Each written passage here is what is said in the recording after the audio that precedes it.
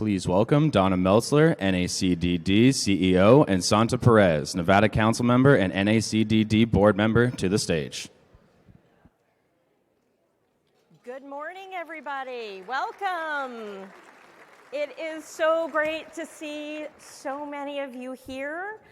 I hope everybody had safe travels. Obviously, you have arrived, and if you're like so many others who had flight problems or luggage, late delivery problems, we're here. That's the bottom line. And we're going to have a great few days together, right? Wonderful. I am so happy to be here with all of you. I'm so happy to have Santa Perez, our conference chair, here with us, and all of you who have come to spend some time here together. We have a record number of attendees this year, so thank you for showing up. As I think you all know, the theme of our conference this year is Beyond the Conversation, It's About Action. This is a theme that we carried through from DD Awareness Month because we thought it was so important, because really at the heart of it, this is what DD councils do. We take actions to create change in policy and in practice to ensure that the words of both the DD Act and the Americans with Disabilities Act, the anniversary of which we will be celebrating today, yes? We need these words to really ring true. Words like independence, integration, inclusion, making sure that every individual can live where they want to live, make decisions for themselves, feel included in their communities, and spend time doing the things they love with the people they love to be with. Over the course of the next 2.5 days, we will be talking about taking actions that make a difference, whether that's a difference in your own life, the life of someone you care about, or for your entire community.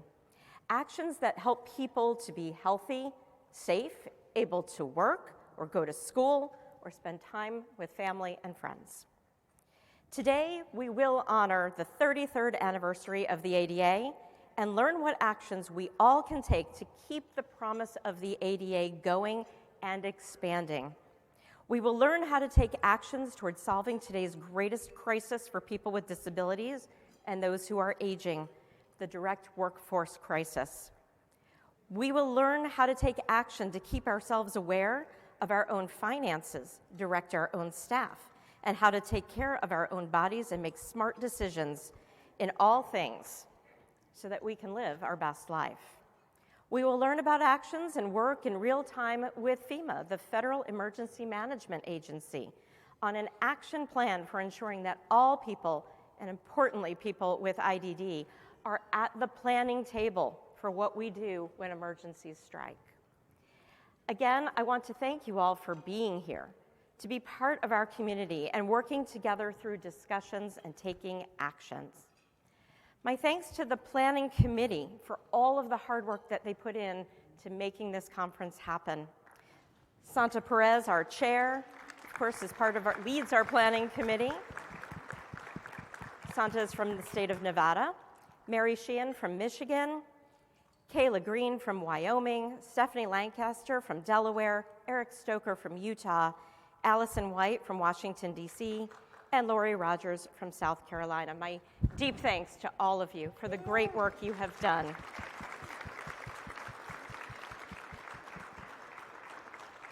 I also want to thank the entire NACDD staff, without whom we wouldn't have the amazing breakfast we've just had and all of these sessions put together and everything that just functions under Robin Troutman's leadership and all of our staff that make this happen for you. I want to wish each and every one of you a wonderful conference. I hope that you will utilize every moment that you have here to not only attend all of the sessions, but as a few folks I was chatting with this morning said to me, you know, the sessions are all amazing, and I learn and I grow from them, but it's also all of the conversations that I have with my colleagues who are here. It's the new people that I will meet while I am here and build new alliances and partnerships with. So use your time, enjoy every moment, and take advantage of all the incredible people who are in this room. Thank you so much, and now I will turn it over to Santa Perez. Do you want to introduce yourself first, or you just wanted to read? Just read it? Okay. Hello and welcome to the conference, Beyond the Conversation, It's About Action. I am so glad that this is the theme this year, because I have been thinking about this topic lately. We talk and talk about changes, but we never take action. We never ask, what happens next, or what are the steps to achieve our goals? We as active advocates need to take the lead and stand or sit beside the people that support us. We are on our councils because of our importance and values of taking action, whether we are council executives, chairs, members, or staff persons. It's important to have good, meaningful conversations, even if they are uncomfortable, and take action. It's also important to bring along our younger advocates with us. They can learn to take action all well. I hope that what you learn and see at this conference will springboard you into new ideas that will take you into a bright and more inclusive future.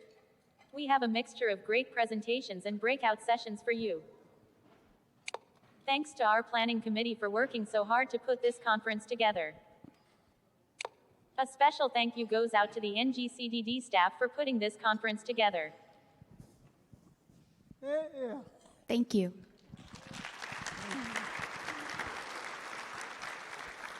Thank you so much, Santa. We appreciate. Male, portrait, opening remarks, age, male. We appreciate your welcome. Thank you. I would now like to call upon a dear colleague of ours from here in Florida. Caitlin Globens has come to join us today representing Disability Rights Florida. Caitlin, thank you so much for joining us, and please share some words with us. Hello, and thank you. I'm Caitlin Klibben. I'm with Disability Rights Florida. I'm a public policy analyst, and I work in our legislature here. It's such an honor to be here at your conference, and especially on this anniversary of the ADA. So thank you for having me. So as I was preparing for today and thinking about, what I would say at this conference, I was reflecting on the anniversary of the ADA, and I was reflecting on, what that meant in my personal life, in my work life, and for my colleagues. And the passage of the ADA was a really important moment. When it was signed into law, it was a promise. It was a promise that was made by the government for people with disabilities to end discrimination against them. But the passage of the ADA was not an instant fix. Many folks are still waiting for the promise of the ADA to be kept. And that's important too. 33 years later, we're still waiting for the fullness of that promise. And we find ourselves at another very important moment.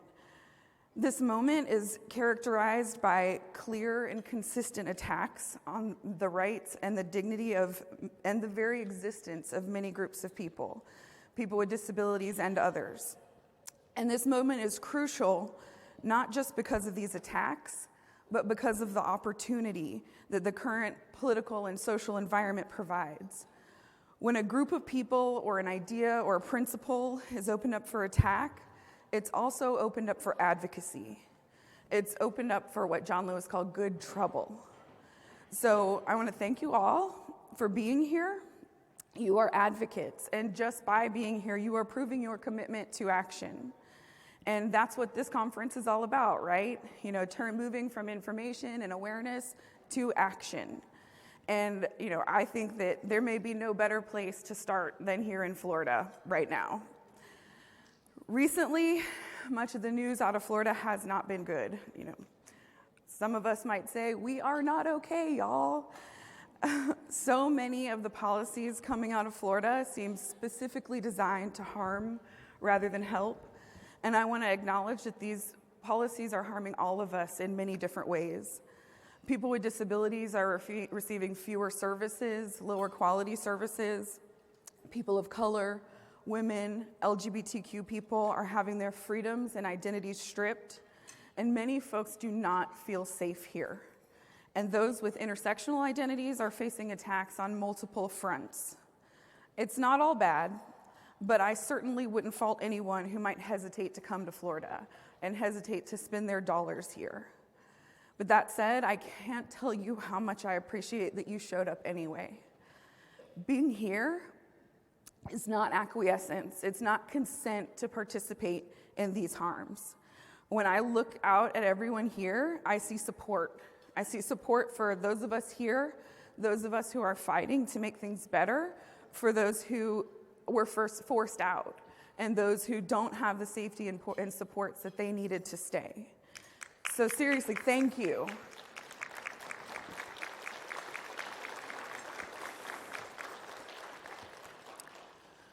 So we're here today, we're together. What next? What's our place in all of this? What's our role? At the same time, as we see our legislators and our policymakers focusing on book bans and attacks on marginalized communities, the wait list for Florida's Medicaid waiver for people with disabilities has been holding steady at over 20,000 people. No progress whatsoever. 20,000 people deemed eligible for services, just waiting for years, for sometimes decades. So who, aside from folks like us, is going to push our leaders to do something about it? While the government decides bathroom bills aimed at LGBTQ people, who will consider how these policies might affect people with disabilities, people who have PCAs? While coverage for gender-affirming care and access to reproductive care is under attack, who will consider how these changes will affect people with disabilities who already face so many barriers to health care? And while we're being told what we can and can't learn, that concepts like critical race theory are the biggest threat to our education system, who will remind those in charge that, subject matter aside, we still have kids being restrained and secluded, being removed from their classrooms and denied the education they deserve? The answer is us, all of us. We will. We are going to make some good trouble. The problems here in Florida don't end at the state line. We're not the only state facing attacks on freedom and autonomy, lack of access to necessary supports and services, lack of affordable health care. I could go on and on and on, but I won't. All across the country, people with disabilities are constantly facing challenges to inclusion, access, transportation, education, healthcare, parental rights, autonomy, and dignity and self-determination. It's the 33rd anniversary of the ADA, and despite the promise of that law, all of these challenges remain. So what do we do? I wish I could wave a magic wand or ask just the right question in just the right way to get the perfect answer, but I didn't go to Hogwarts and I don't have a magic wand, so I'm going to just rely on what I know. And here's what I know. I'm a public policy analyst at Disability Rights Florida. I'm a registered lobbyist who advocates for the advancement of the rights of people with disabilities. I have sat in our state legislature watching committee meetings for 12 hours straight, day after day. I have watched all sorts of people weep and beg their lawmakers to protect them, to help them get what they need. I have successfully advocated for good legislation, and I have worked sometimes very begrudgingly to take a bad bill that I know is going to pass and try to make it a little less bad. And in the process, I've learned many lessons. I learned to always have a blazer available, to always answer my phone, to never be late to a meeting with a lawmaker, and very importantly, to always be kind to the aides and the assistants who work for the lawmakers, because they're the real gatekeepers. But the most important lesson that I've learned is that no one in the state capitol cares what I think, honestly, seriously. What they really care about, it's not what I think, it's not what my research shows, it's not what the statistics I've compiled teach. What they really care about is you, your life, your experiences, your story. You, the self-advocates, and those advocating on behalf of others, you are the ones who can really change minds. One of you is worth 1,000 of me. There's a young man who sometimes comes to speak at the legislature. He's a wheelchair user. He uses assistive technology to communicate, and very soon he'll be off to college. He's been on our state's developmental disabilities waiver for almost his entire life. He's still never received the services he's entitled to, the services he needs to go live his best college life. He wants to live in the dorms, but because he's still on the wait list, he's not going to be able to, not yet. And while he may not know it, he may feel ignored and abandoned by the government that's meant to serve him. This young man has power that my degrees and my research and my statistics will never provide. I've seen him tell his story in legislative committee and make a whole series of lawmakers cry. And I really, truly believe that they're not crying out of pity. They're crying out of guilt. He shames them for their inaction just by telling his story. He forces them to face the consequences of their decisions, of their neglect to hold themselves accountable for the government's failure to meet its responsibilities. And just by showing up and speaking his truth, he embodies good trouble. So like this young man, I urge you to continue to show up just like you've done today. Showing up can look different for different people. Sometimes there are barriers to showing up. I understand that. We have access barriers, financial barriers, or just lack of time and energy. I'm not trying to say that everyone must do the most and show up to every single meeting every single time.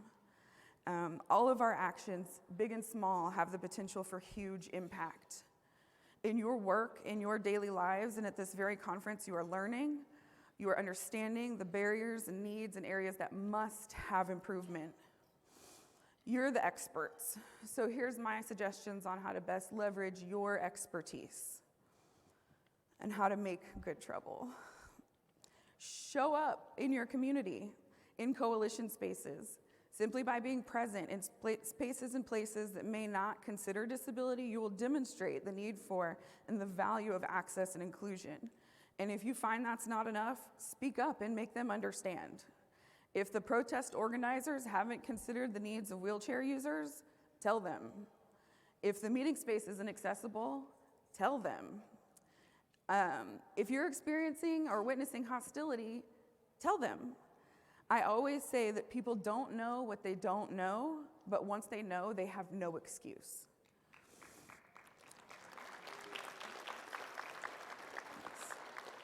So show up in your workplace and demand accessibility and full inclusion. Sign and share the petition, participate in the roundtable, ask questions of your lawmakers online, show up at the rally, show up to the protest, but also show up at the beach, on the slopes, at the Grand Canyon, at the airport, at the theme park. Show up to all the places, wherever you want to be. Show up and demand accessibility and inclusion, and don't let them look away.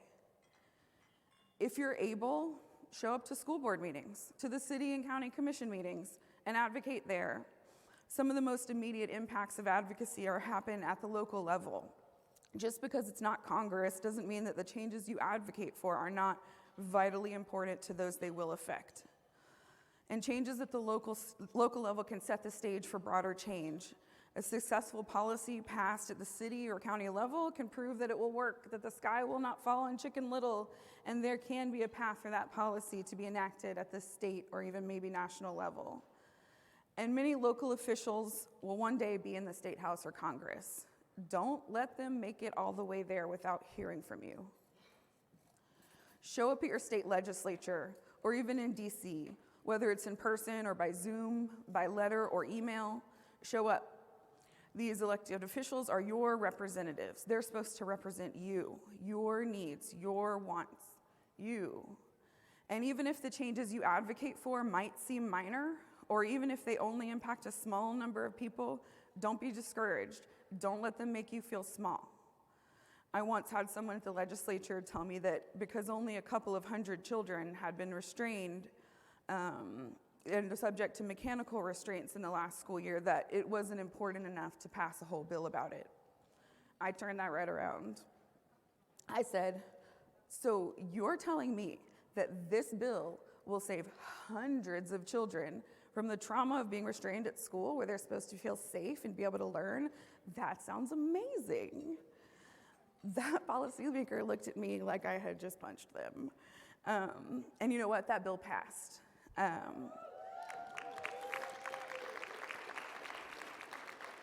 Thanks.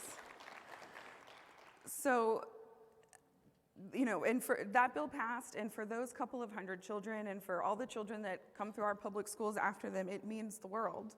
It's changing everything for them. So don't let them get away with dismissing their own constituents. Just like that young man I mentioned earlier, don't let them look away. Make them understand the impacts of their decisions beyond their own selves and families. And one more place that we should all be showing up is at the ballot box. Voting in a democracy, it can feel like some lofty, aspirational way of making change. And with millions of people in our country, how can just one vote count? But it does. One congressperson from last year who was elected, they won their seat by only 543 votes. There's nearly that many people listening to me here and online right now. People with some type of disability make up about a quarter of the US population, a full quarter of the country. I've heard so many news stories about major voting blocs that are changing the outcomes of elections. And these major voting blocs are groups like Black women and white evangelicals. But guess what? Black women are about 14% of the population. White evangelicals are also about 14% of the population. So our 25% voters with disabilities, that is a huge voting bloc that no one is talking about. Voters with disabilities have real power. So show up at the school board meeting or at the legislature, make your presence known, make your preferences known, and if they won't listen, vote them out. And if that's not enough for you, beat them yourself. If they won't listen to constituents, if they won't represent you, they don't belong in that elected seat. Support with people with disabilities who run for office, or better yet, run yourself. Yes, please. So just wrapping up, even if you're unable to do any of these things that I've just talked about, one of the most important ways of showing up is to show up for yourselves and for others. Sometimes in order to be able to show up, you might first need to take a break. You might need support. I know I have found myself in the place of needing a break from the open hostility and the constant attacks. Listen to those feelings and know that by taking care of yourself, you're resting today so that you can fight tomorrow. And when you see others who are facing attacks from all sides, when they're seeing their rights stripped away before their very eyes, reach out. Let them know that when the government doesn't seem to care, we do. We care. And while we may not be able to solve all the problems and stop all the attacks, we can be there for each other. We can be there for ourselves. We can turn awareness into action, and together we can all make good trouble. Thank you.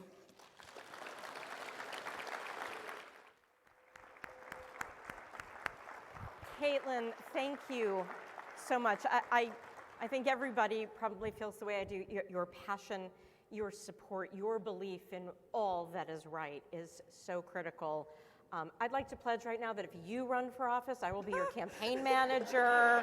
I think you've got a lot of people who would vote for you. But seriously, thank you for being our partner. All of the protection and advocacy agencies, the PNA network, along with the University Centers for Excellence in Developmental Disabilities, the UCED network, we are all sister programs. We work in unison. We are here together. So thank you for representing the PNAs here, and especially Disability Rights Florida, with your really important words. Thank you. Thank you, and so thank much. you all, please, really. Okay, what a great and powerful start. I think I don't even, need more coffee after that, because we're full of energy now. So I would now like to call up my three panelists for our opening plenary. So we have this morning Deborah McFadden, Jill Jacobs, and Tatyana Mc Fadden are coming to join me up here.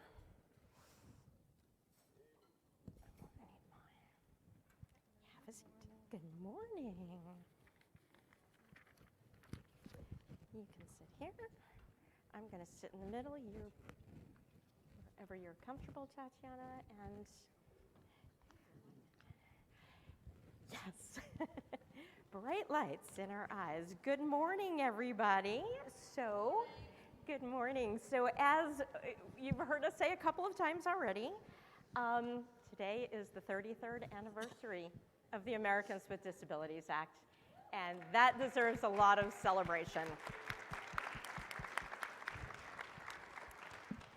In order to celebrate, I wanted to do something maybe a little bit different and sort of in keeping with our theme for this conference of it's beyond the conversation. We are going to have some conversation, but we're also going to talk about actions. And so I invited a few really amazing women who have been deeply involved with the Americans with Disabilities Act from its, even before it began, to being able to live the life that she wants because of the ADA, and to really looking forward. Where are we going next? How do we continue to fulfill the promise of the ADA?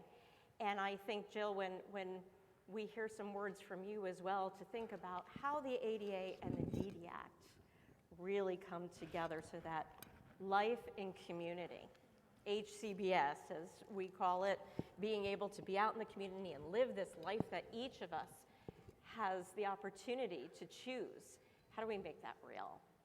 So, today I am joined by a former commissioner of the Administration on Disabilities, although it was the Administration on Developmental Disabilities, ADD, at that time, right, Deborah? That's correct. So, we're going to take a little trip maybe down memory lane, kind of go back in time a little bit. And rather than my doing formal introductions of each of you, I'm going to sort of ask you some leading questions to help you to share a little bit about who you are, who you were, what you were doing back in the day, and then what are we doing now? And how do we, as a whole network, continue to take actions to make the promise of the ADA real? So, Deborah, I first met you in the late 1980s. I was a fresh out of college young advocate in the disability field.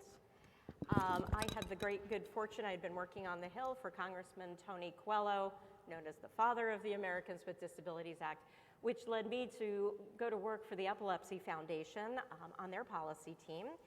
And they got me introduced to this incredible woman who was the commissioner at the time, Deborah McFadden.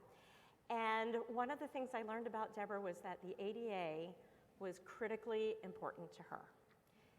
This concept. Deborah, you were one of 12 individuals who really did a lot of the early thinking before pen was put to paper, before we even had a draft bill to look at. You were working with a small group. Take us back there. Talk to us about what was going on across the country and probably most importantly in Washington, D.C. at that time. You were there during the Bush administration. Where were these conversations? Who was coming to the table? What was leading up to this thing that we now know today as the Americans with Disabilities Act? Well, first of all, to say I'm one of the 12 is, there are a lot of people who are working on this. You know, it goes back in time to the Jerry Lewis telethon, really. I mean, we have to remember that. You know, give us your dimes. And somewhere I've got posters I'll show. So he gave us our dimes, I'll give us our rights, really. But it goes back in time of what we were trying to do. Now, where I was, she actually met me. I was paralyzed from the chest down in college. I was in a power chair for 4 years, crutches 8. In fact, when I met her, she said, "You look different." I said, "It's my hair." It took me 12 years to learn to walk again. But also, when we met, I also have epilepsy. And here I am as commissioner, and in the first 3 weeks, I get a call from her saying, "We're giving you a national award." I said, "Really? I've been in the office for 3 weeks." She goes, "The Epilepsy Foundation." I said, "I'm getting an award because I have grand mal seizures. This is like the greatest thing." I actually think I still have that award. I bet you do. It's my seizure award, you know. But, you know, in the time, I also was the time, and we all have these stories, the time when I was paralyzed, I was in college. And I was a straight A student, #1 in my class, and I have a letter from the university that says, because you're handicapped, we won't graduate you. Really? And the 504 coordinator was in an inaccessible building, and I couldn't get in. You had to go up steps to the elevator. So back in the time, but Commissioner, I will also tell you that when I was giving a speech early on, someone in the audience raised their hand and said, I remember you. And I said, really? I said, when? They said, remember when you changed yourself to the White House fence? I'm thinking, I don't think I disclosed that to the FBI during my interview. So I just want to say, allegedly that might have happened. Allegedly. Allegedly. It might have happened once, maybe twice. Well, I forgot about it, I think. So, but where were we in time? In the time when we didn't have our rights. The time when the Jerry Lewis telethon was big. It was on TV, and it was, feel sorry for the, remember the words, excuse me, I've got to use very bad language, the crippled, lame, and infirmed. That's who we were. And it certainly wasn't that we had rights. It also was a time, as I was coming in there, when we were leading up to the ADA, of how do we get other groups involved? And Caitlin, I mean, there's a lot of things I was going to say. I don't have anything more to say because Caitlin took all these great ideas. But it was also when we said, how do we get involved? How do we get our laws heard? How do we do this? How do we do this? So I actually want to go back in time to the Civil Rights Law of 1964. And in 1964, we weren't part of that law. It was people of color. And this is critical to the ADA because in the lead up to the ADA, and I don't know how many of you remember this, but it was Jim Chapman, Congressman Jim Chapman. We were talking about how we get, who do we include in the ADA? And remember, the traditional definition of disability was from 504, of it's a physical and mental disability. That's what we called it, physical and mental disability. But as this law was going through the House, Congressman Chapman said, you know, we're not taking anybody with contagious diseases. Now, this was because of TB early on. And he said, but you know, those people with AIDS, we're not taking them in. You got to get out contagious diseases. Now, what we wanted to do in the ADA is include everybody. And everybody meant everybody. Everybody. And they wanted a list made. And you know what happens when you make a list? You've started it. You got to get them out. So in the disability community, we were still fighting among us. You know, okay, the blind people didn't want certain things in there. People in wheelchairs didn't want certain things. People who were deaf. Wait a second, we have to stop. But those people who had AIDS were making a problem for us. Because at that time, it was, they're drug users, they're homosexuals, heaven forbid, and we cannot have them in. So Congressman Chapman took back a part of the Civil Rights Law from 1964, where they wanted to put in that it was okay to discriminate against black people for the reason that it would affect the consumer base of a business. And so so what he did is he modeled his amendment after that. So when we think of the ADA, it goes back to a long way where we're saying, you can't put that in there. And so the National Restaurant Association got on board, and they said, yeah, we're not having people with AIDS, because you know what happened. They'll touch the food, and everybody will die. It'll be a massive death. And so he put this amendment in, that you can't have it. And I have to show you. So, I remember do you those remember bags. that? I delivered those to Yeah, so we had congressional bags. offices. So we had bags. And so we had hundreds of people storm Congress. We're walking with this bags going out to lunch. Out to lunch. We're walking around with this, and it was bag the Chapman Amendment. Bag it. Out to lunch. Now, in the disability community, all of a sudden we're joining with another group of people. Where it was just before, you're just the deaf group. And oh, by the way, can you hear a little bit? Oh, no, I can't hear it all, so you're not really part of my group. You can talk on the phone or read lips. And blind people, oh, you can see a little bit. And we had divisions with our own disability group. You can walk with crutches, or you don't use a wheelchair. But now all of a sudden we're thinking, no, we got to stick up for the people with AIDS. And it was a tough time. And so here we are, storming with the National Restaurant Association, against the National Restaurant Association, waving lunch bags. Now, Commissioner, I was working for the administration then, so, and Secretary Sullivan, I used to whisper to him, going, you know, we're going to have a protest today, and we would be in these meetings. And I said, I highly suggest that nobody park in the underground parking today. And they go, why? And I go, well, we're going to have a little protest. And it was great because some of the other departments are like, what, a bunch of Crips? Really? It was the greatest thing. They locked us in our building. I was trying so hard not to laugh. I told you so. We're storming the halls. Bag the Chapman administration, the amendment. Now, here's the good news, is that it lost in the House. It lost in the House. I'm sorry, it passed in the House. So now we got to figure out how we're going to get it out of the Senate. And this was in conference. How are we going to get this out? So you have to make, there's compromises. But what we did is, and this was a change in time then, because for the first time, the disability groups are saying, oh, maybe we have to come together and quit talking about the differences that we have. And we also had a change in the administration. There were people with disabilities who were in appointed positions. Now, the sad statement is I was considered the highest ranking female with a disability. Evan Kemp was the highest ranking male who's commissioner of EEOC. The fact that we could identify who was the highest ranking person with a disability, it wasn't like, congratulations. I went, this is sad. And of course, I was proud of you have epilepsy seizures, so I got my award. But we had people in different positions now. And we had Senator Dole, Senator Hatch. We had these people who were on both sides of the aisle.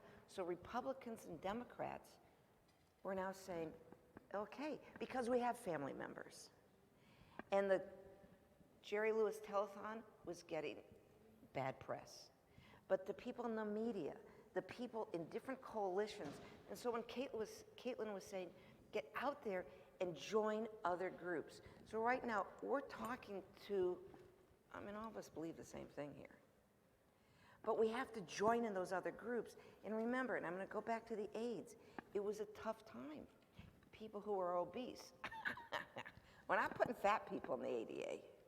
Quit eating, take care of your life. AIDS, don't do this.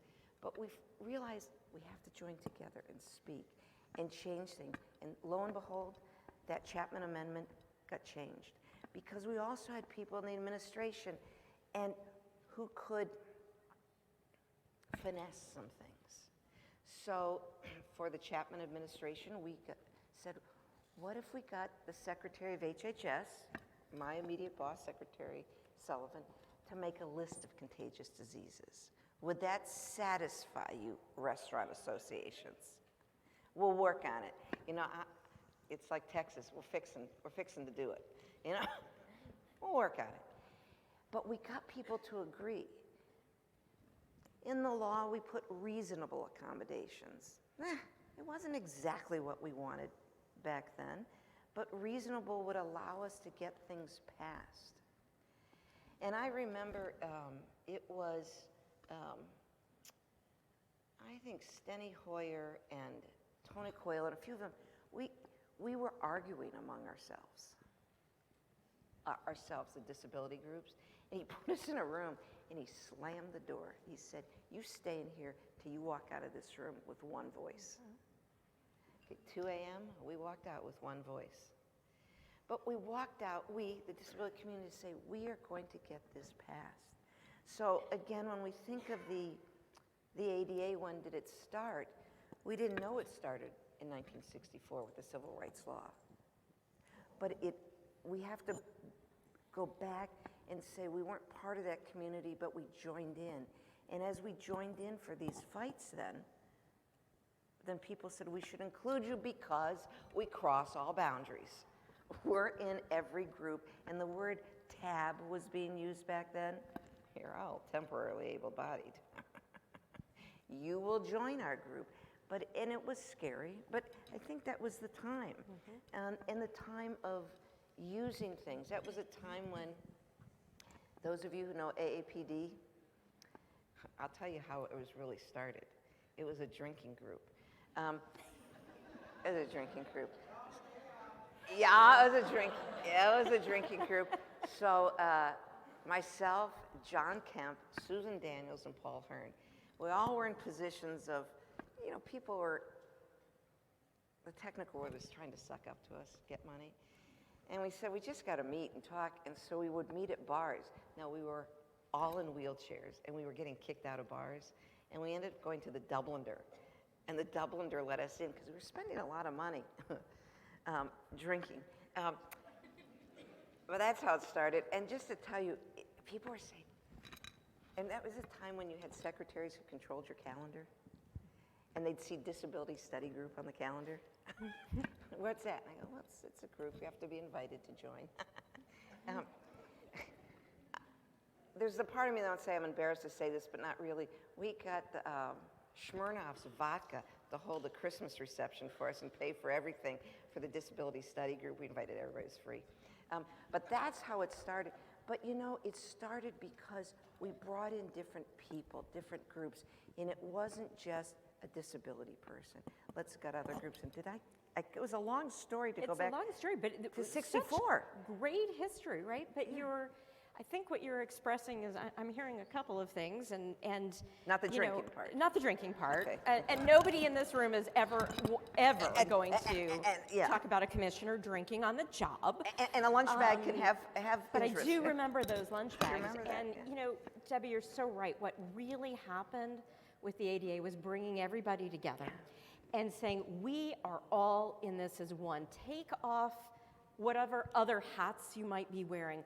Let's come together because we have to fix this. When we think about Senator Harkin, he always said the ADA is the Emancipation Proclamation for people with disabilities. This is our civil rights movement. So it was the continuation. Yeah, we need to clap on that, really. The continuation from 1964.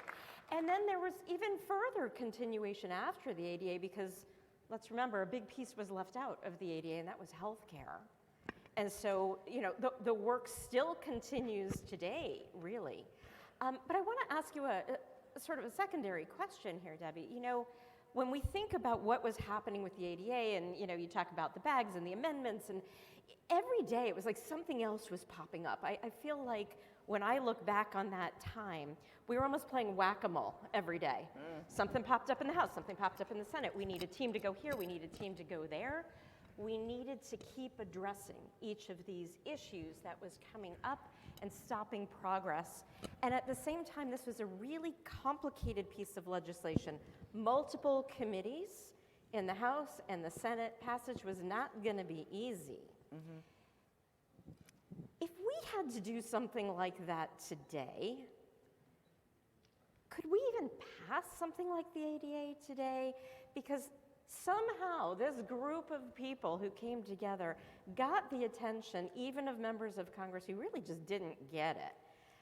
We convinced people. We did have the backing of President Bush, C. Boynton Gray, who was working for him, and so many others who really had a loud voice. Do we have that power and that loud voice today?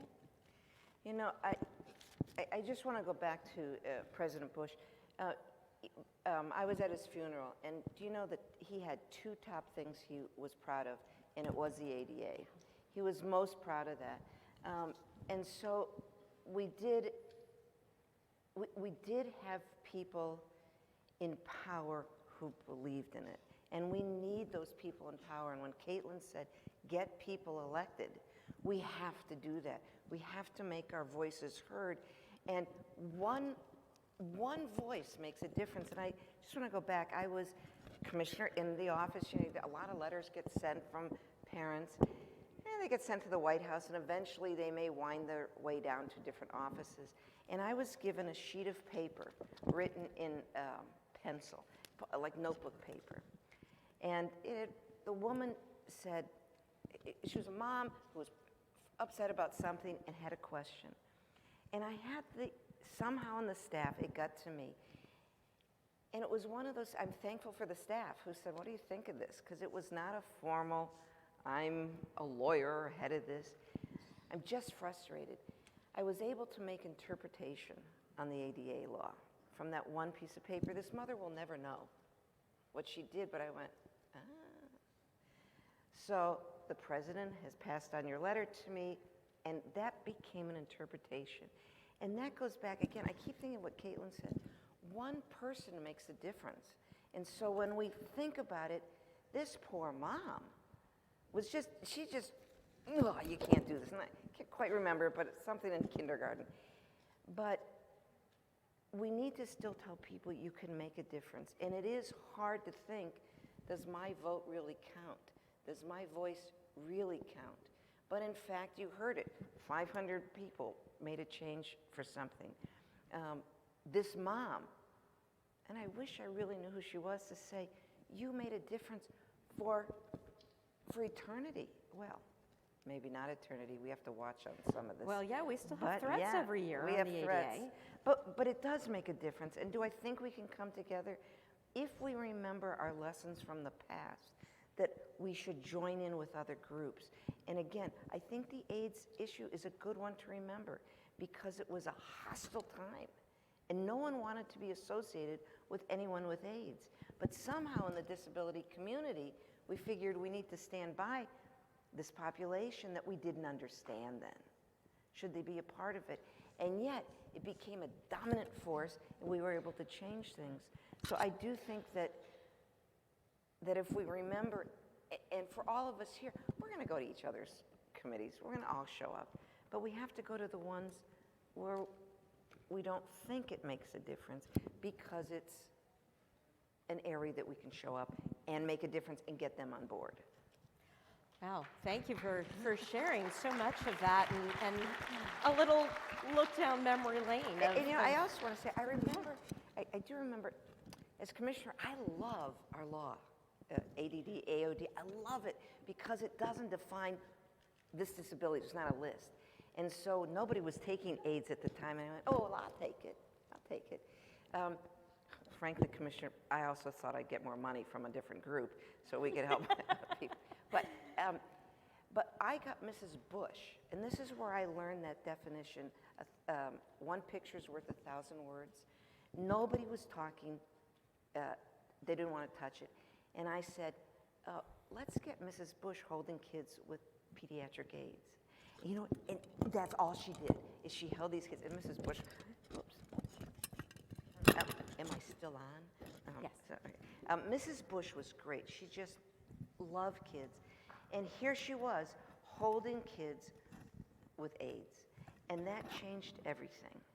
So it's one picture. I didn't have to say anything.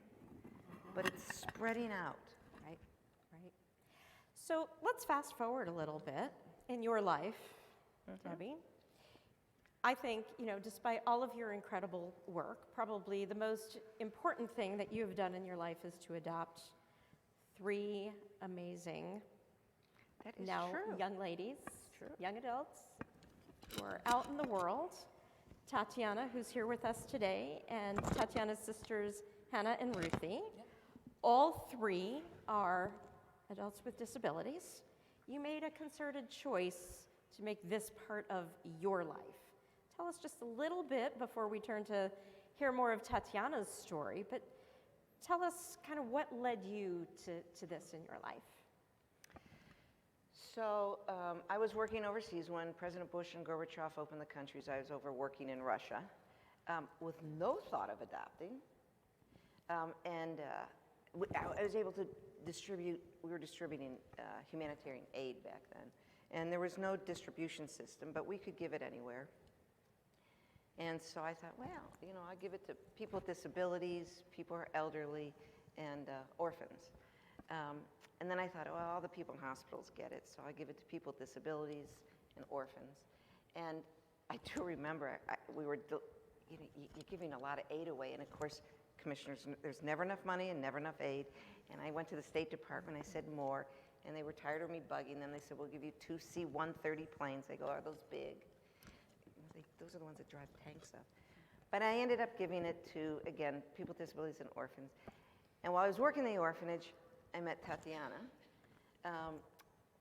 In Russia, if you have a disability, you're warehoused.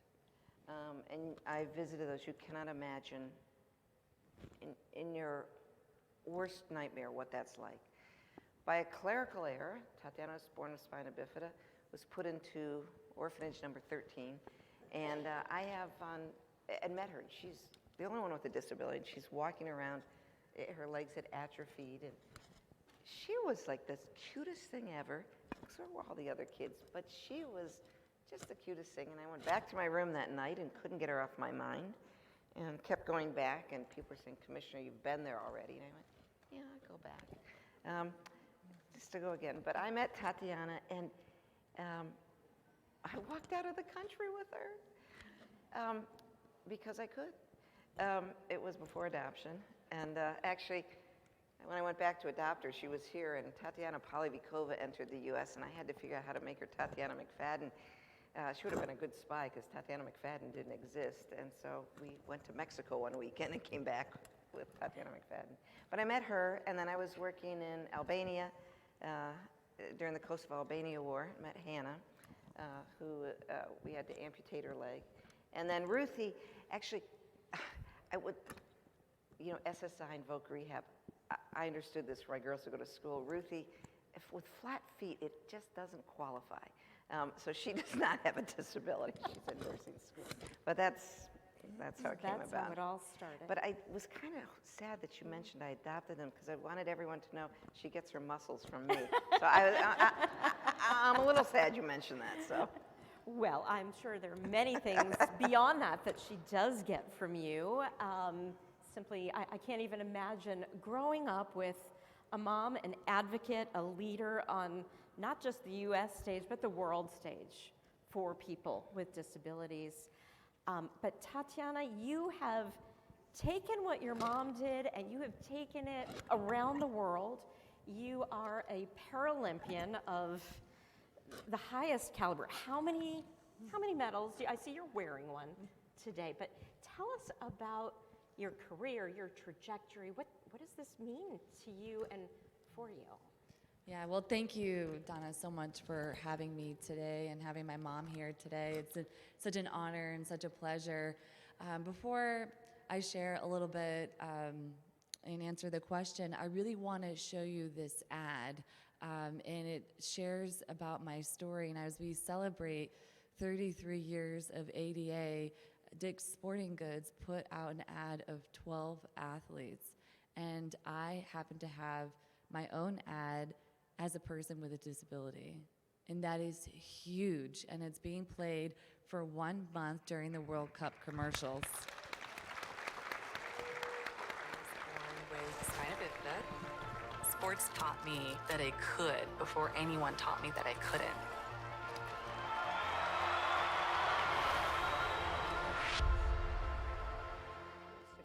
It needs to go back. It didn't play the whole thing. Sorry, guys. I need to restart it. Can you restart it?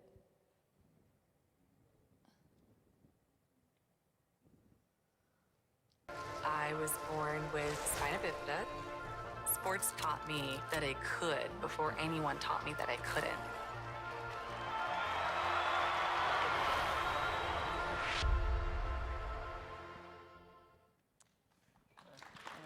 You can tell them it's on TV longer. It's definitely on TV for about 30 seconds. It's on all of my social media platforms. But in sharing my story, when I was adopted, I was very sick. I was very anemic. As my mom mentioned before, my legs were atrophied behind my back, and how I got around the orphanage was walking on my walking on my hands and just scooting inches above the floor. And I adapted during that time. I didn't have a wheelchair available. I didn't even know a wheelchair even existed. I mean, my very best clothes consisted of hand-me-down clothes with a scuffy bow in my hair. And the 6th year changed my life when my mom came in and we met, and I knew that during that time she was going to be my mother. I went around telling everyone. And they were like, yeah, right. You're 6 years old. Like, how do you know that's going to be your mom? Coming over to the U.S., a lot of first things happened. I received my very first wheelchair, and it was like this really cute, tiny red wheelchair that was too big for me, but I loved pushing in it, and I did my first wheelies, and I got involved with school for the very first time, and I had several surgeries. I had about 10 to 15 surgeries to straighten out my legs so I could sit normally in a wheelchair and lay flat in a bed. And what really saved my life was getting involved with sports the year after my surgery. So I was about 7 years old. Many doctors thought that I wouldn't live a normal life. They thought that I wouldn't be able to go to school full time, that I wouldn't be able to, go finish throughout high school and even college, or even think about getting my master's, or traveling the world for what I do, or give public speeches. And when I was put into that sports program, within that first year, not only I was getting physically strong, but I was getting mentally strong. It was the first time that I had the idea of to dream and to become anything that I wanted to be. And for me, I really wanted to be an athlete. I was obsessed with watching sports. That was before social media, so on TV and looking in the newspapers and maybe seeing ads on TV, and marathon races would come by and we would give out waters or hose down the athletes. When I was graduating high school, when I was graduating 8th grade, I knew that I wanted to become a Paralympic athlete, and so we found out where trials were going to be, and I was 14 and a half at the time of going into trials, so very, very young, and I tried out for the 100 meters, the 200 meters, and the 400 meters, and I made it. I put my hair in braids, and I called it my fast hair, ate a few Skittles. I don't do that now, I promise. And I thought that was the power of success. And when at the Paralympics in Athens, when I received my first medal and looking out onto the stadium, the only people that were out there were my family members of like 20 and some coaches. And I thought, wow, what is happening here? Why is the crowd not filled? And at that moment, when I had a medal around my neck, I thought, maybe the Paralympics isn't important. Maybe what I'm doing is nothing. And when I went back home, it wasn't even celebrated. So I thought, well, wow, maybe, people, it really doesn't matter. And I thought, well, it does matter. Paralympics is the parallel to the Olympics. So how do we get people to realize this? And when I was 15 years old, I thought, wow, people don't understand what disability is in the United States. We really think it's such a taboo having a disability. And I thought, well, I want our voices to be heard, so I'm going to win everything. And then people have to listen to me. And apparently you have won everything. So I did just that. I've been competing in Beijing and London, and I have 20 Paralympic medals and 24 major marathon wins.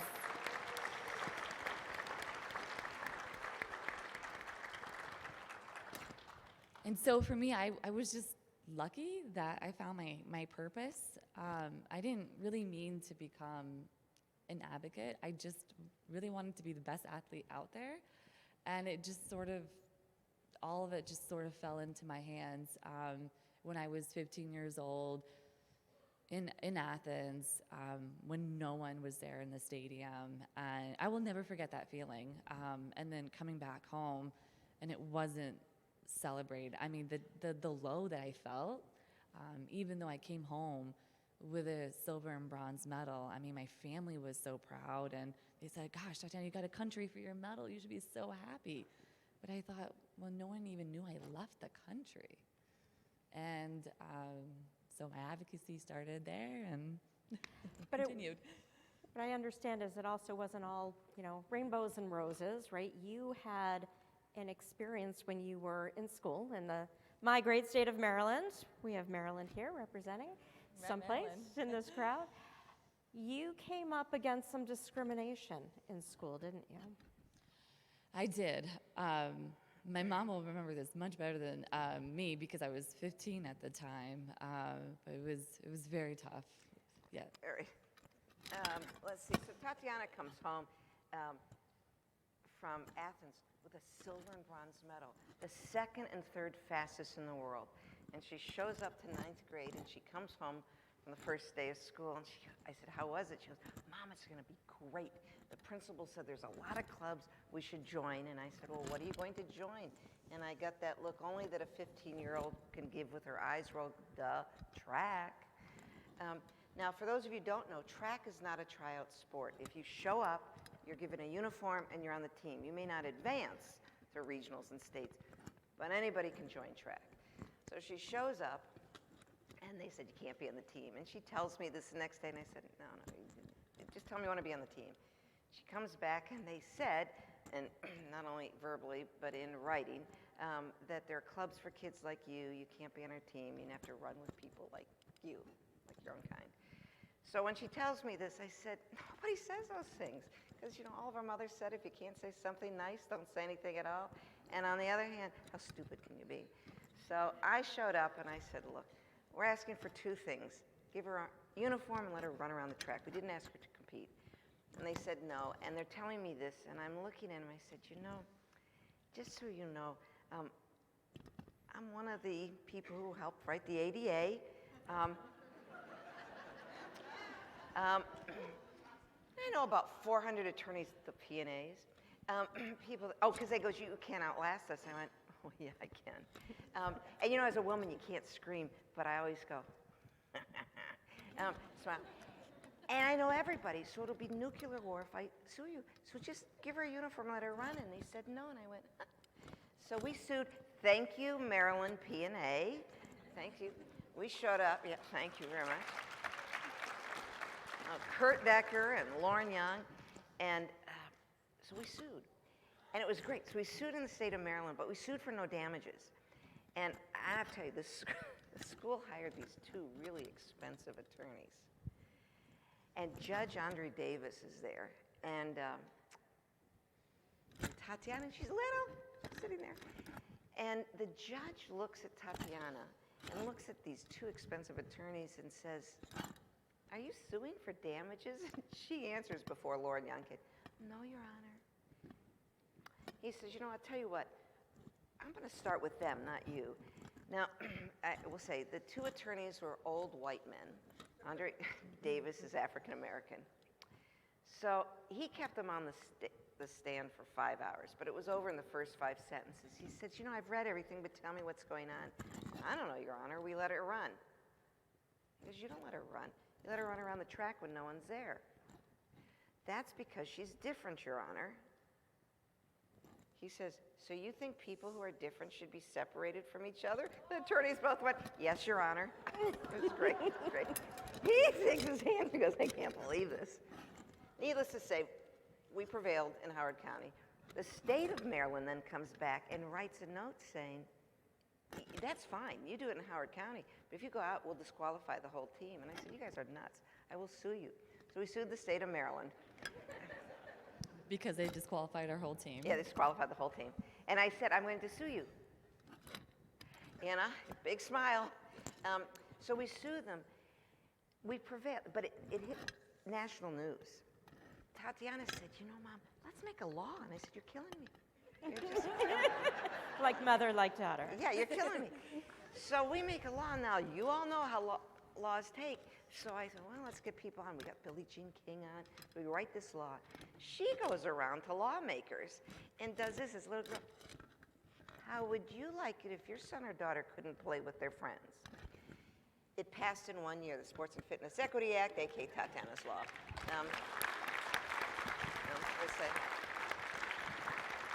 And then she says to me, that's not right that just in Maryland we can do this. Let's make it federal.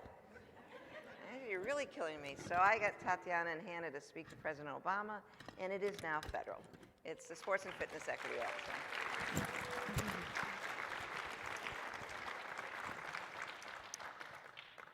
It was one of the hardest things I had to deal with at a 15-year-old. I mean, just starting high school and trying to be quote unquote normal, and it was really, really difficult. But I knew that coming home with a silver and bronze medalist, I was a voice, and I was a voice for the past, the present, and the future, and a voice for people, you know, who couldn't really speak out.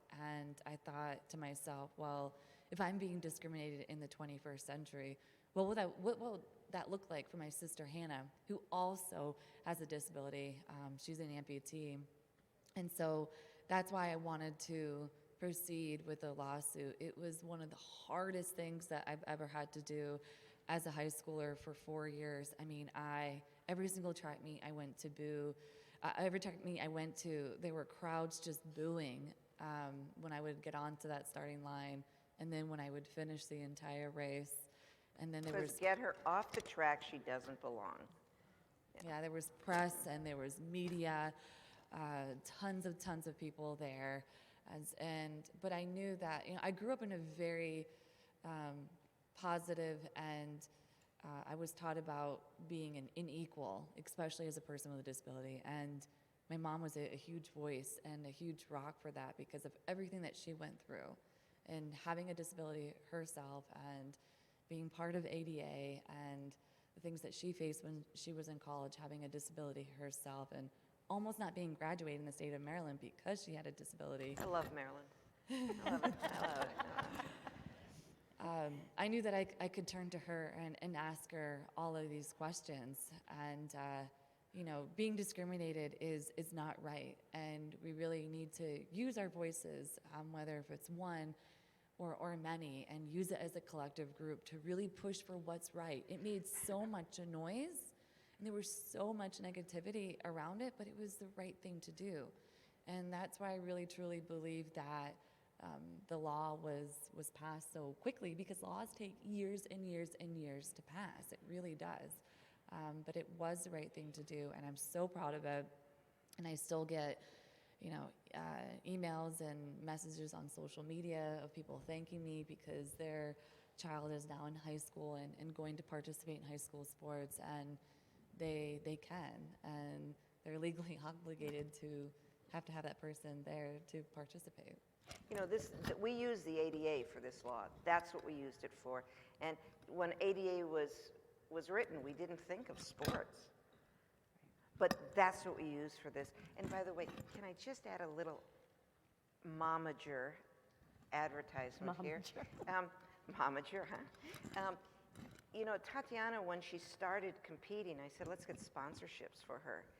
And back then, you know, we had all the people, Michael Phelps and everybody getting sponsorships.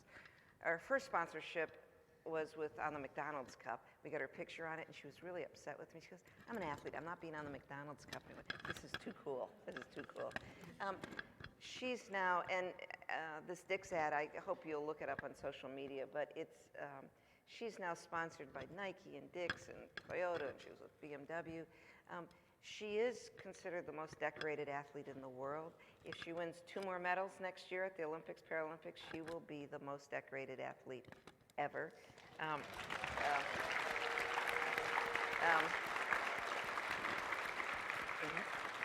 But what I wanted to say is, on social media, all the companies look to see how many people follow you.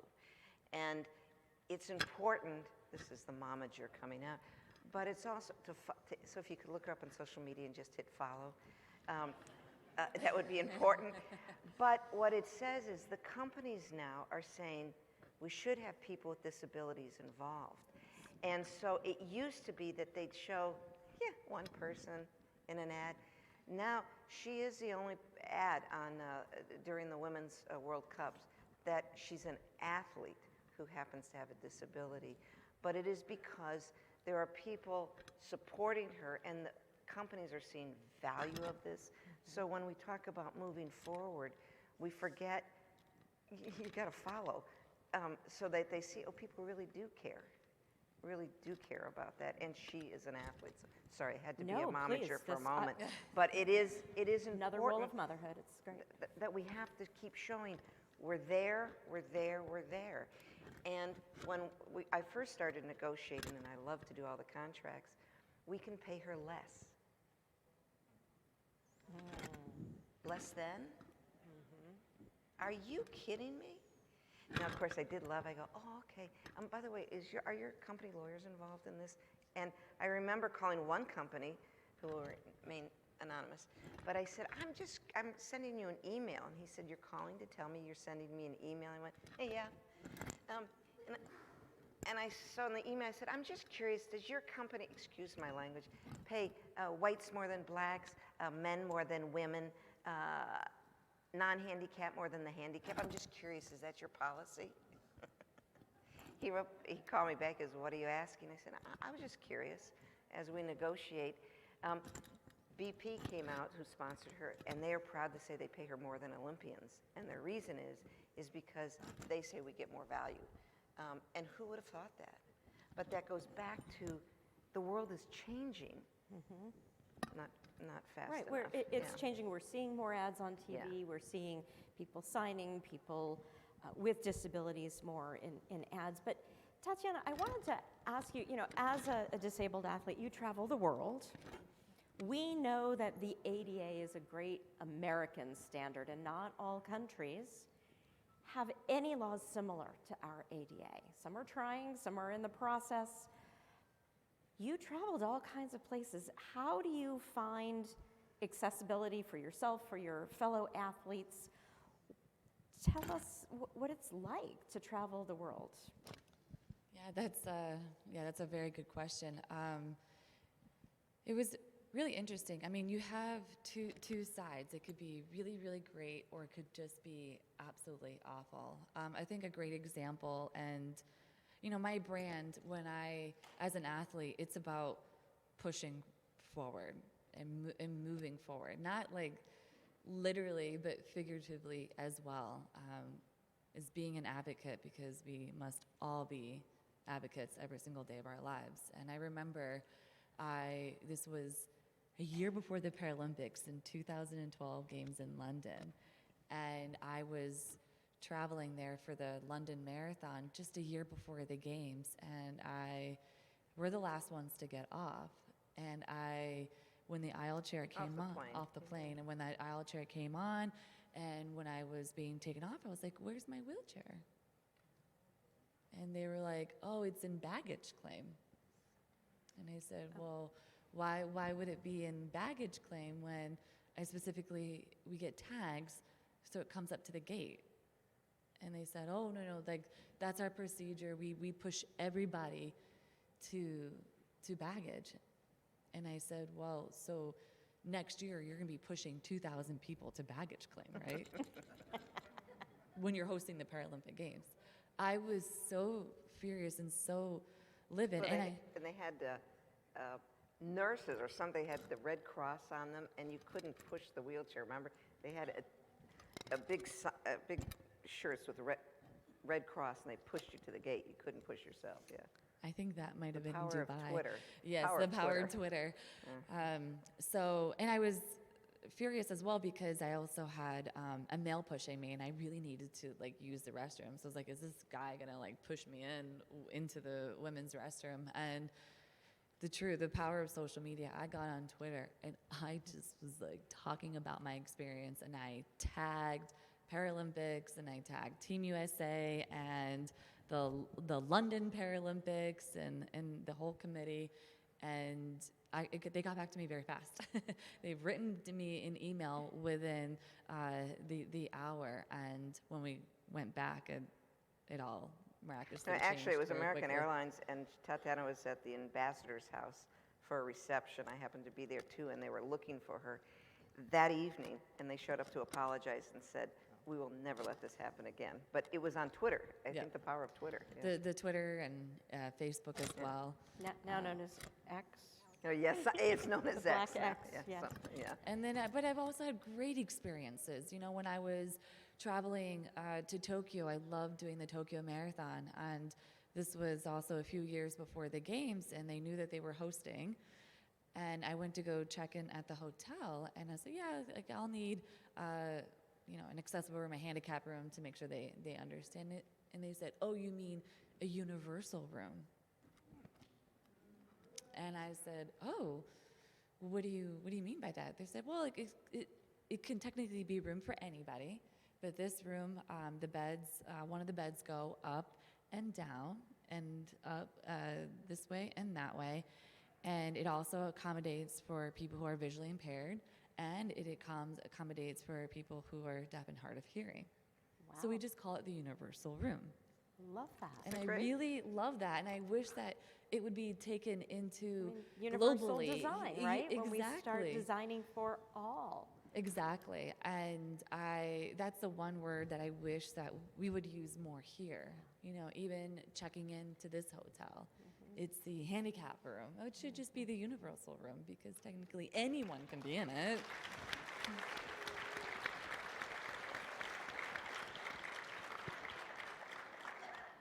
Wow, that's really incredible to hear. So I hope things will continue to get easier as we, move further along with the ADA and accessibility and universality around the world.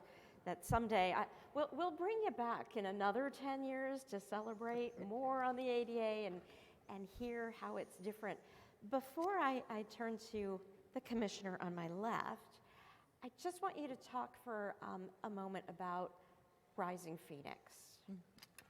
Yep.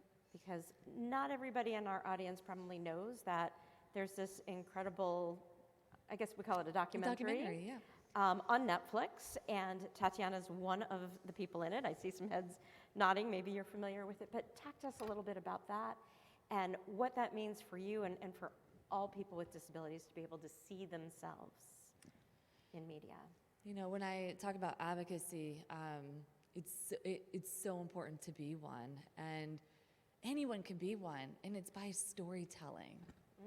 You know, as you Student councils are great at storytelling. And as you mentioned earlier, what can people do? Yeah. It's as simple as storytelling. So today and tomorrow, we're all going to be storytellers. And you can have a disability or not have a disability. It's so important to share your experiences with your friends or your family or within your community, maybe your next door neighbor, and then that word will get along further and further and further. And they could be good experiences, they could be tough experiences, but that storytelling is so important. And that's why we wanted to create the documentary Rising Phoenix, because it's about storytelling. It tells about the history of the Paralympics, how it originated, what Paralympics means. It features 9 incredible athletes, and I just happen to be one of them. And it's just amazing. And the one common factor that we all have is that even though we're all Paralympic athletes, we're advocates in our own communities, because we know that sports can help parallel that, can help bring equality back into our own communities. So people with disabilities can have the right to go to school, the right to get a job, the right to finish college, the right to health care, the right, to drive a car. And that is the one common thing that all these athletes have, and it's really, really amazing. I mean, we can all be competitors on that starting line, and then as soon as we cross the finish line, what are you doing in your community today?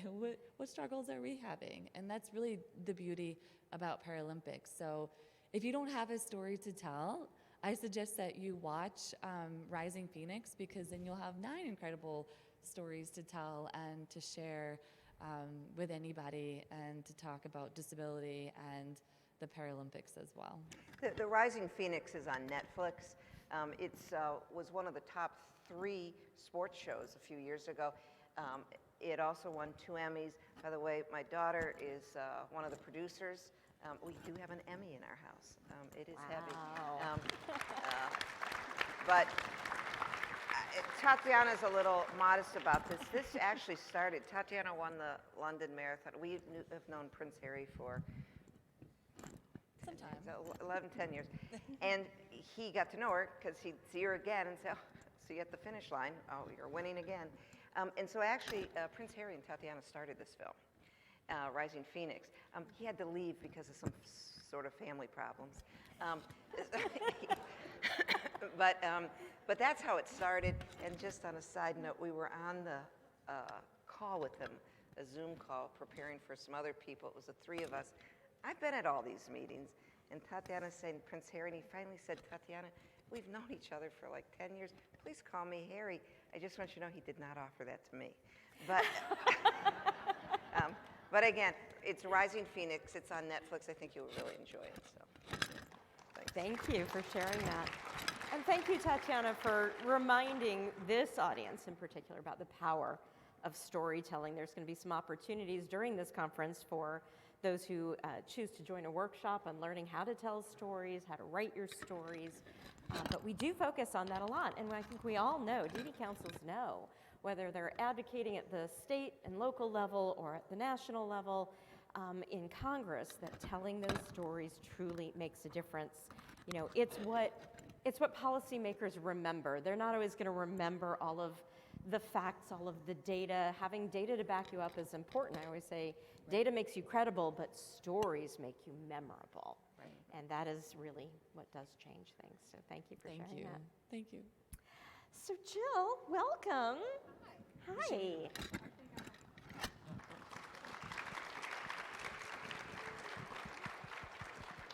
We are so fortunate to have you with us today, Commissioner Jill Jacobs from the Administration on Disabilities. Jill, thank you first of all for being here, for bringing so much of who you are and what you do, what your staff. You've got a great team who's here with us throughout our conference. You really lead DD councils and our whole DD movement in moving forward. You are that high-ranking person in our federal system. Listening to all of this conversation, I would love for you to reflect a little bit with us on where are we today? Where does the ADA, after 33 years, stand in terms of how we are continuing to support people with IDD to live their life, the life that they choose, to have laws that protect them, that we have opportunity in this country to really have that meaningful community? Well, I would say that that's a big question. It's been 33 years. There's no law that passes and then just exists and everyone just follows it because it's the law.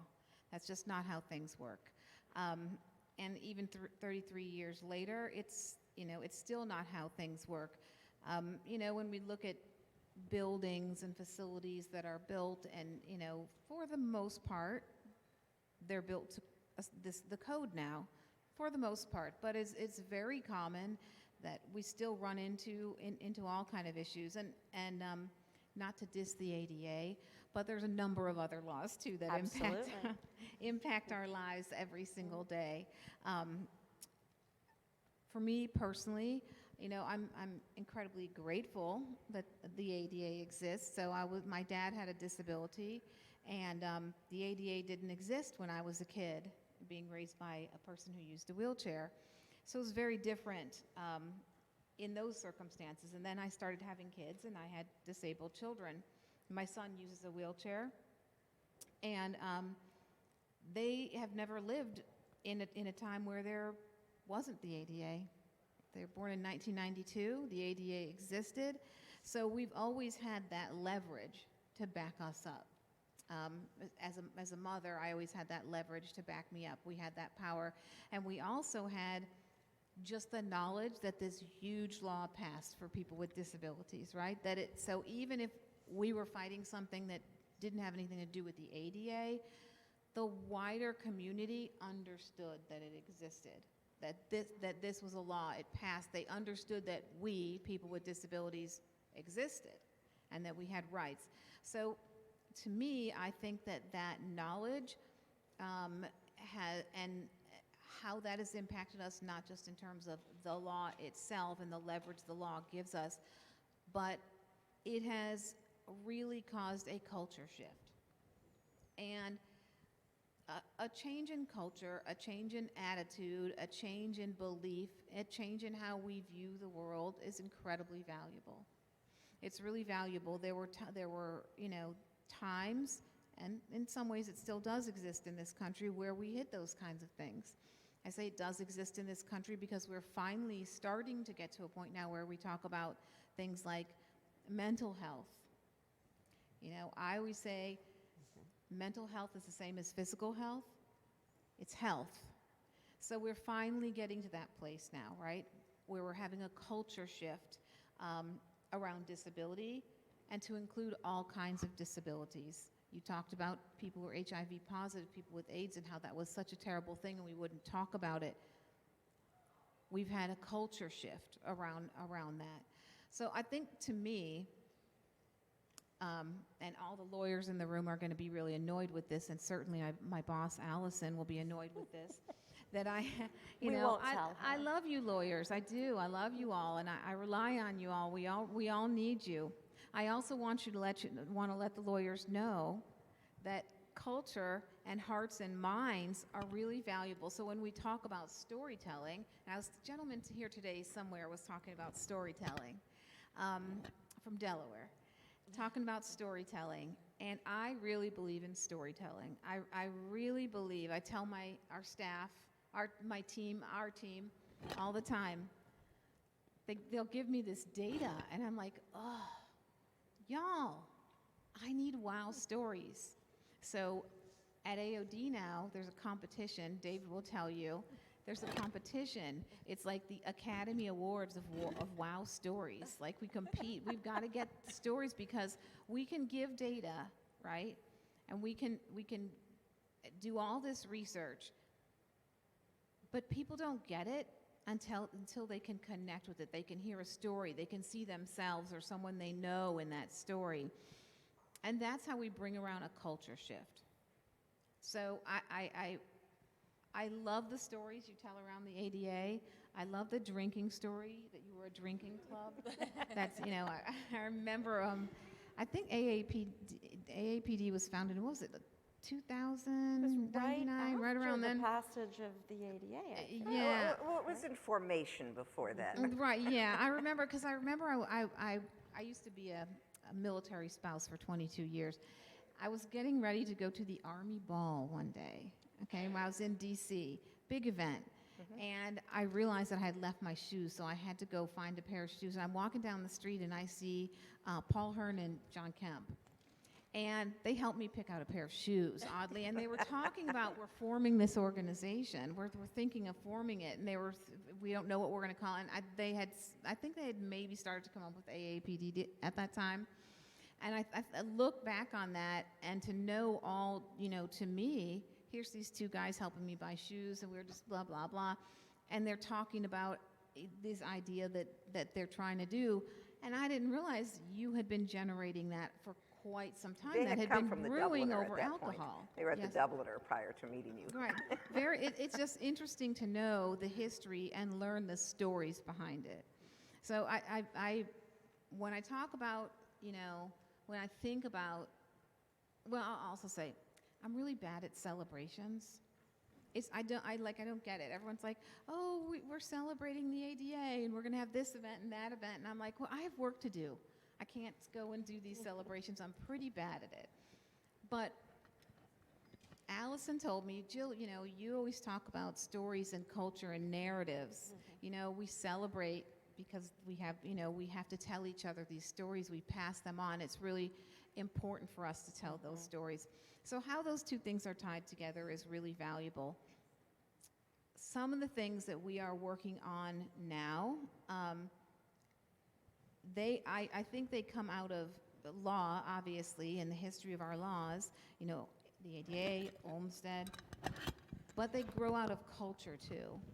And it's really hard for people to understand some of the things that we're working on now, the settings rule, the Home and Community-Based Services settings rule. We'll go in and we'll go and talk to a group of individuals or go to a state and talk to state people at a state about the settings rule and what does it mean, and get into all this legal mumbo jumbo. But to me, the settings rule is just really basic. It's about really basic civil rights. And it's about, if I'm thirsty, I can have a drink. If I'm hungry, I have access to food I can eat. If I want privacy, I can, yeah. It's basics. I want privacy. When I change my clothes, I don't want a stranger looking in at me. When I'm showering or using the bathroom, I have a right to privacy. I have a right to have a lock on my door.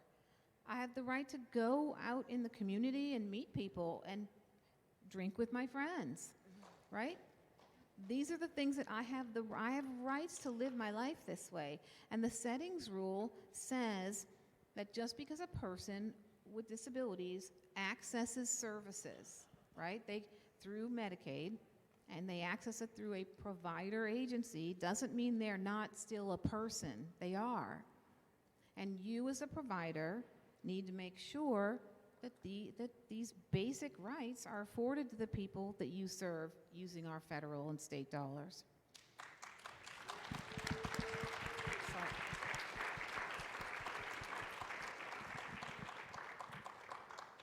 Jill, you're also a mom. I am. You have 4 children, 2 who have developmental disabilities. Correct. How do you see the ADA as, like you said, when you were growing up and watching your father without the benefit of the ADA, you get to be the mother watching your children benefit from the ADA.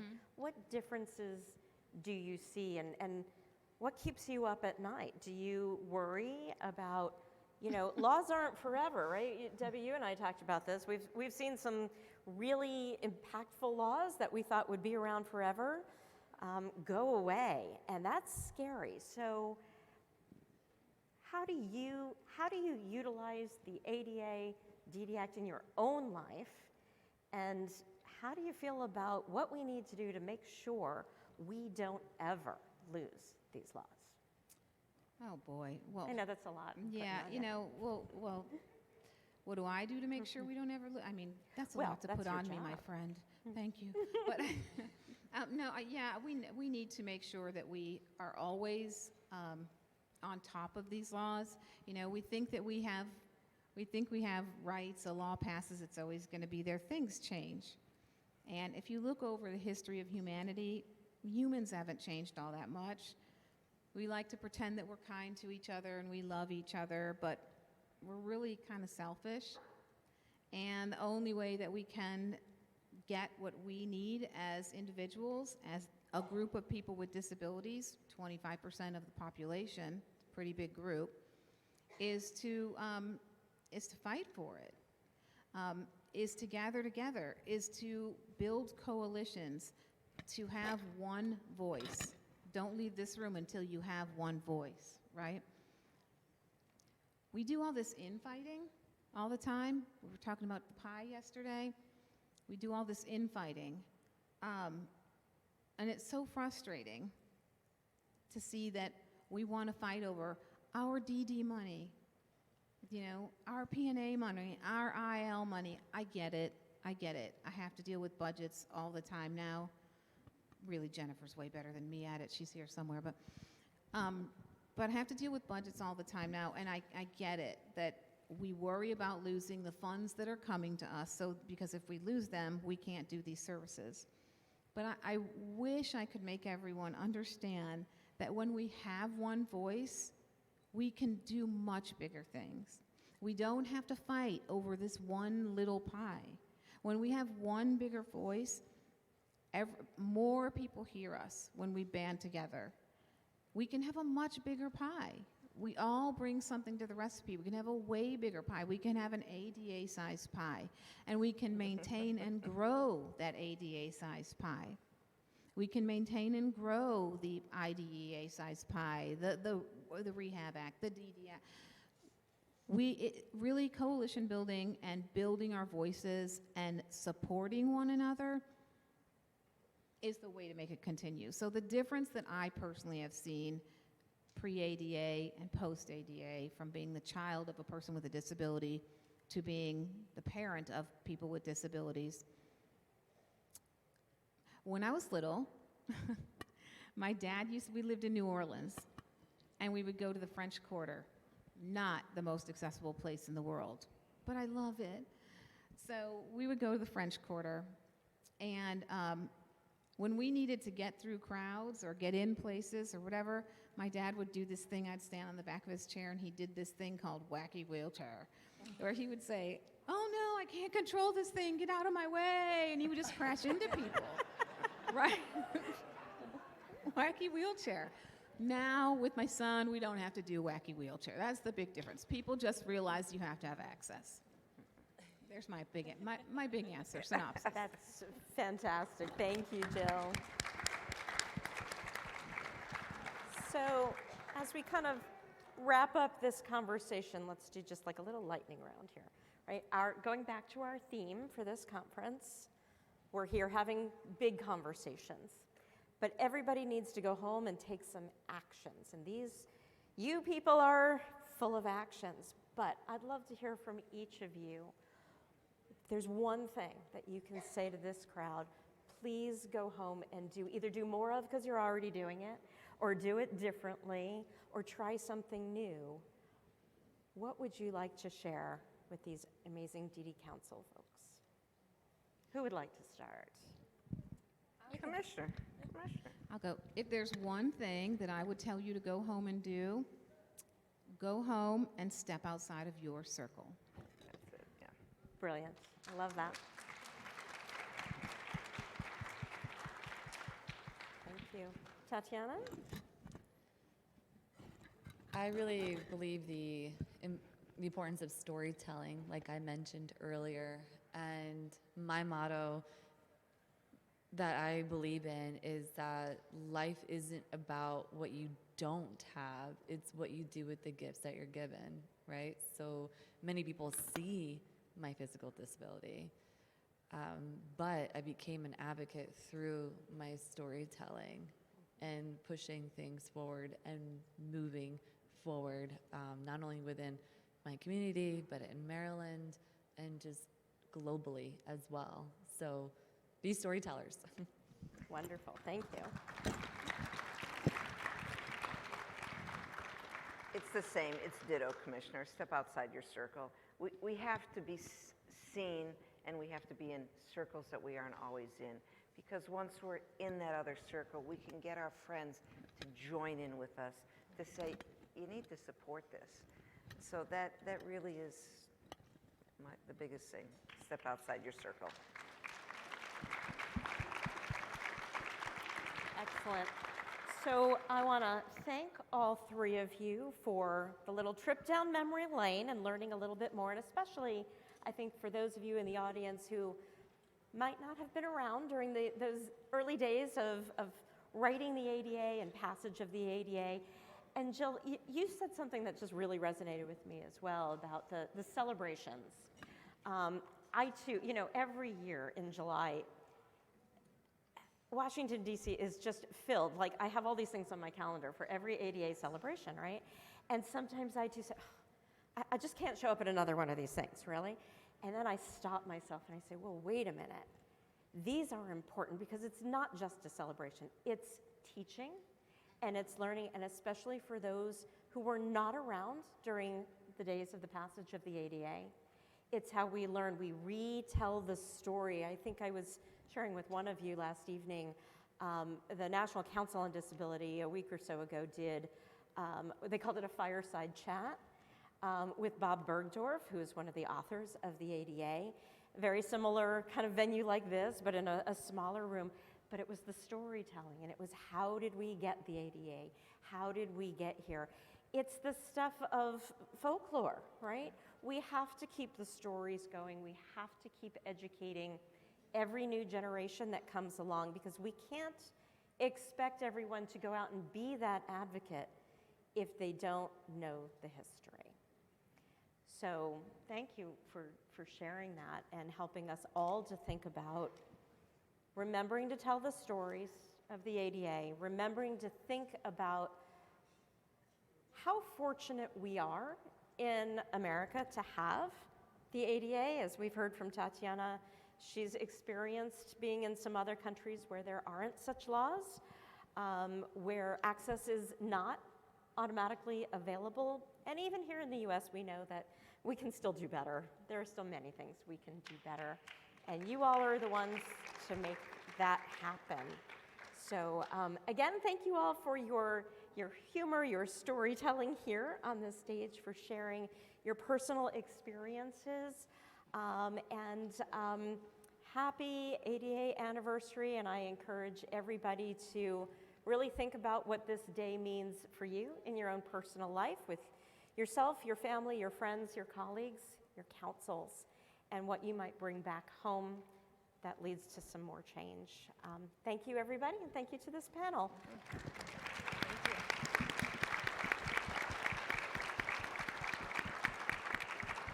We are now going to take, I'm sorry, Robin's giving me some directions. Oh, questions. Oh. Questions. Great. Oh, we do have some time for questions. Wonderful. Zoe has a microphone. We have a few minutes for a couple of questions for our panel right up here in the green jacket.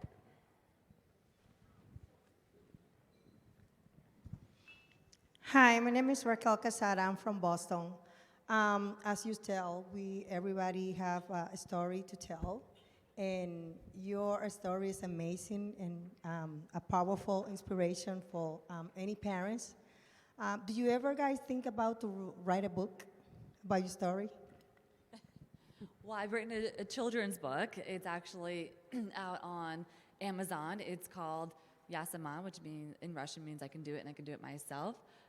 I wanted to write a children's book first because I lay out what spina bifida means, what disability means, what Paralympics means. So it's a book really great, for middle schoolers and even adults too. It's a very good and quick, easy read. Maybe one day I'll do an autobiography. I like to negotiate contracts. I'm in negotiation with somebody in Hollywood. They're thinking of making a movie to come out in time for the LA Games, and it's a long process. I have told the guy who hasn't met me, I said, if I'm in it, I want you to know I'm 5'7" and I'm very svelte. So when you choose somebody, yeah. But there may be something. But there is a book on Amazon, so. Great question. Thank you, Raquel. Other questions? Yes, hi. My name is Doris Maldonado, and I'm the chair in Connecticut. Tatyana, this question is for you. As a mom and as a person that was born with disabilities myself, and as a Latina, how did you access language and education and your disability and support and services? And do you have that story to tell? That's really thankful to my mom, because when I came over to the U.S., I didn't have a lick of English. We did a lot of Hooked on Phonics and reading through those books. And so my mom actually found those services through the school. Do you want to talk more about that? Because you found those services for me. It's in the school system. I remember they wouldn't let her play in the playground and I said, why not? And they said she might get hurt. you know, I walked into the principal and I said, I have a letter for you. She goes, what is it? And I said, it's a get out of jail free card. And I said, my daughter has the same right to break her collarbone as anybody else. I said, so, you know, what I still found, and I still find this in the school system today, we have to protect our kids with disabilities. No, and she did say, she goes, you want her to break her collarbone? I said, no, but she has the same right to do this. Now, I will say I joined the playground committee and I told everybody that everything was ADA accessible. Who knew what that meant back then? But I think it's that language of learning. I will also say they told her she had to quit moving. Oh, I know, they wanted anti-tippers on her chair. Well, anti-tippers, you can't go down curbs. They wanted a seatbelt on her. She has balance, she doesn't need it. And I remember saying to the school, they said, she's got to quit moving and do this. I said, oh, I'm so glad you said that. I said, can you write a note to the doctor? They said, what do you mean? I said, something about, I don't know, vestibular equilibrium in the ear. She has to do wheelies and things. I don't quite understand it. We didn't have to do that. But I think when you talk about language and advocating, it's not necessarily the law. It's a story of let her be a kid. Let her be a child. And they wanted her to do work on crutches when we did her surgery. She was braced from the chest down. And I said, no, I don't think so. They said she has to have physical therapy. I said, no, she's going to be in her wheelchair. I thought they were going to report me to Child Protective Services.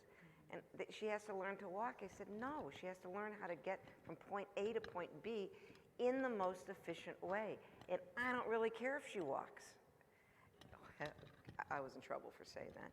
But, you know, it's always that advocating, and my kid has a right to be a kid.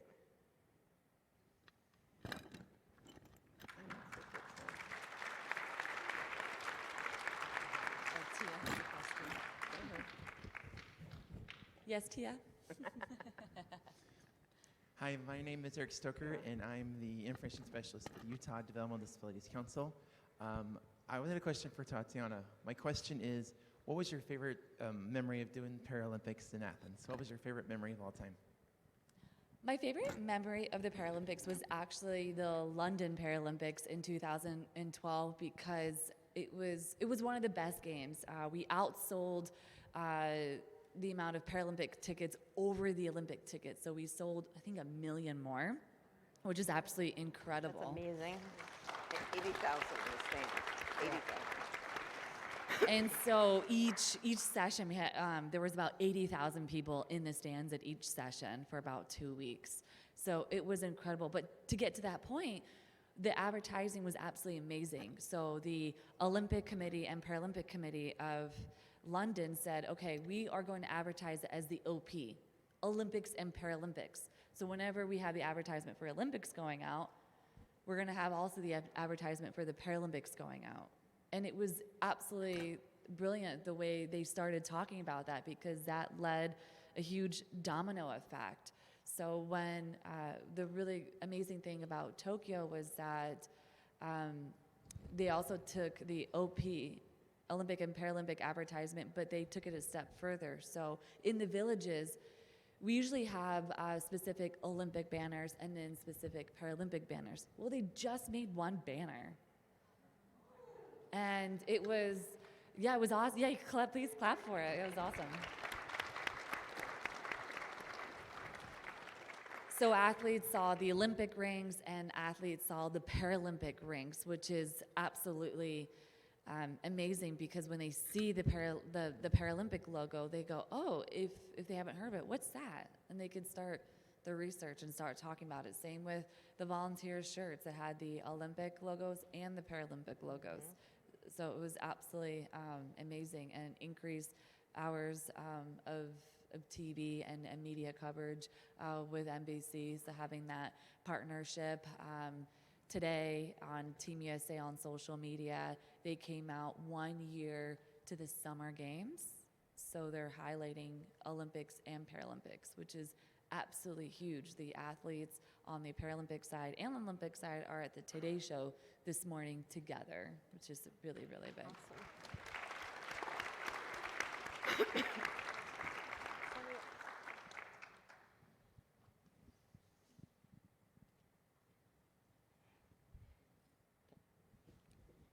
So Debbie, will you talk a little bit about how you included people with disabilities in MTARS, where we were actually evaluating universities, protection, advocacy, and P&As, and why that was so important to you? Because I remember being a part of that team for the first time that people with disabilities were a part of it, and going back to my USED and telling them, I need to see your organizational flow chart and how you operate in this way, and what are the things that are important to our USED to include people with disabilities. And they were like, where did you find that out?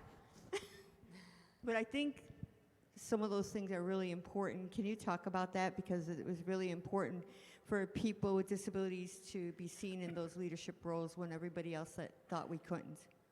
Yeah, I met Tia back when I was visiting what I call then the UAPs. I think they're Centers for Excellence now. And did not see people with disabilities involved in the one that I was visiting. And then when I went back to my office, we were having the grant reviews. And I didn't see people with disabilities on it. You know, remember, it was a different time. And so I said, oh, we're going to have people with disabilities on. Now remember, oh, we're going to have people with disabilities. Well, let's get somebody who's just an amputee. No, we're going to have people with disabilities that represent the people who the services are being provided for. And so I hired some people to review that. Tia was one of them. And I think this is what you're talking about, Tia. When we had everybody who showed up to review, they were all PhDs, Dr. So-and-so, Dr. So-and-so, reviewing grants. And they said, in essence, what's Tia doing here? And now I enjoyed it. I went, oh, what do you mean? They said, she's reviewing the grant. I went, I knew I was making them uncomfortable, but what are you saying? And the point is, Tia is not reviewing the statistical analysis of your grant, nor am I. I'm not a statistician. We are having people to review the parts that they are experts in. And Tia is an expert in access.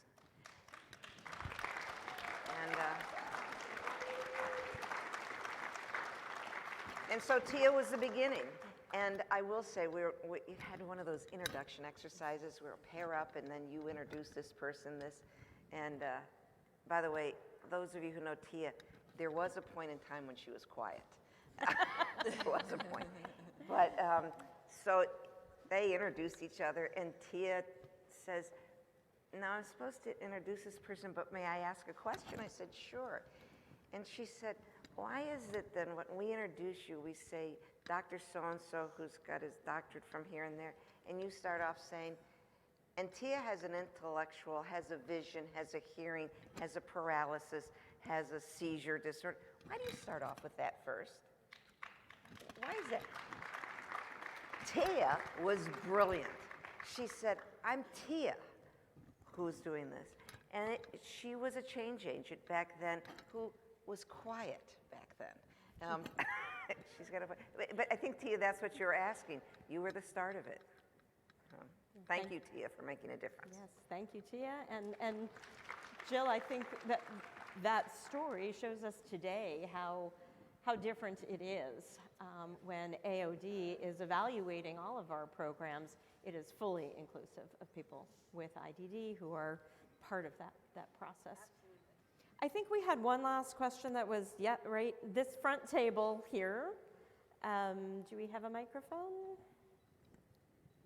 He already went over. Oh, okay. Where was our question? Oh, we went over. Thank you.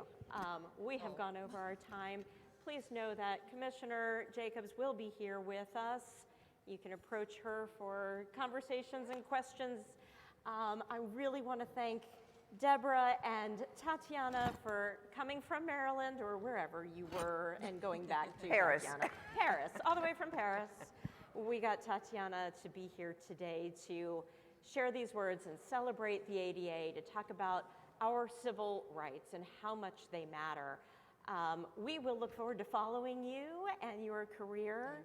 And really, again, thank you for being with us to share a bit of history. Thank you very much. A bit of history, and to think about where we're going next, about HCBS, about life in the community, and all of our advocacy. So thank you, ladies.